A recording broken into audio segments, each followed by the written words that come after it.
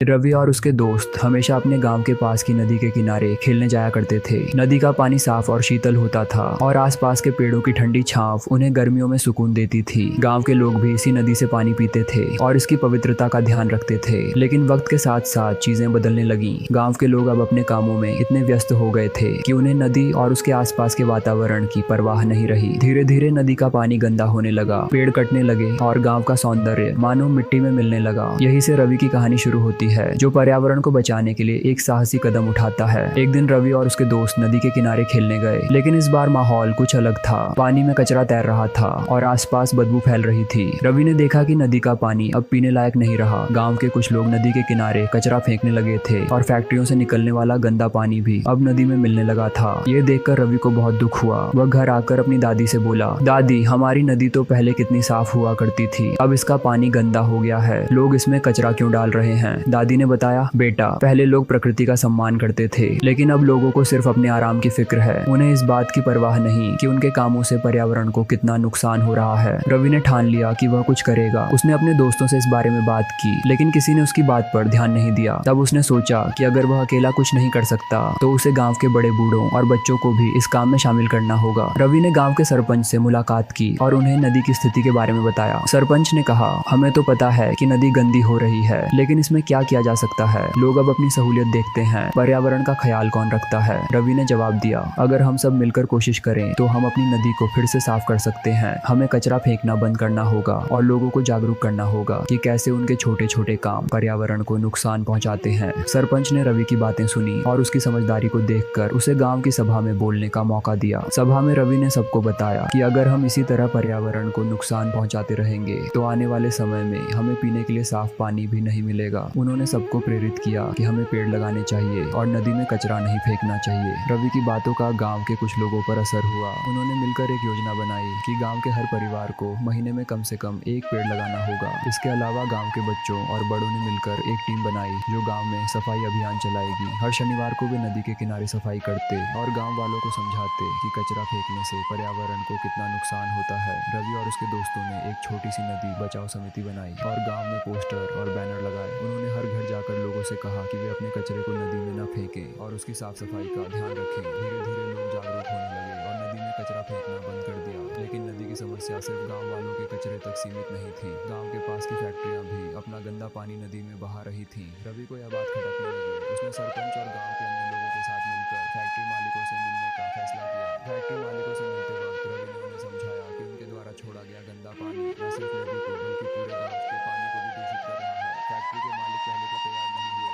लेकिन जब गांव के लोगों ने मिलकर फैक्ट्री के खिलाफ आंदोलन करने की धमकी दी तब वे मान गए। फैक्ट्री ने अपने कचरे को ठीक से निपटाने के लिए एक योजना बनाई और धीरे धीरे नदी का पानी फिर से साफ होने लगा। रवि जानता था कि सिर्फ नदी को साफ करना ही काफी नहीं है, हमें पेड़ों को भी बचाना होगा। उसने गांव में एक पेड़ लगाओ जीवन बचाओ अभियान शुरू किया। बच्चों और बड़ों ने मिलकर गांव के खाली पड़े इलाकों में पेड़ लगाए। रवि और उसकी टीम ने हर पेड़ की देखभाल की जिम्मेदारी ली। धीरे धीरे गांव का वातावरण हरा भरा होने लगा। पेड़ों से न सिर्फ गांव की हवा साफ हुई बल्कि पक्षियों की चहचहाहट भी लौट आई। गांव के लोग अब खुद को प्रकृति के करीब महसूस करने लगे। कुछ महीनों बाद गांव पूरी तरह बदल चुका था। नदी का पानी फिर से साफ और शीतल हो गया था। पेड़ पौधे अब गांव की पहचान बन चुके थे। लोग अपने घरों के आसपास सफाई रखने लगे और कचरा फैलाने की बजाय सही जगह पर फेंकने लगे। गांव में एक सकारात्मक बदलाव आ चुका था और इसका श्रेय रवि और उसकी पर्यावरण के प्रति जागरूकता को जाता है। सीख रवि की यह कहानी हमें सिखाती है कि अगर हम पर्यावरण का ख्याल नहीं रखेंगे तो आने वाली पीढ़ियों को इसका खामियाजा भुगतना पड़ेगा।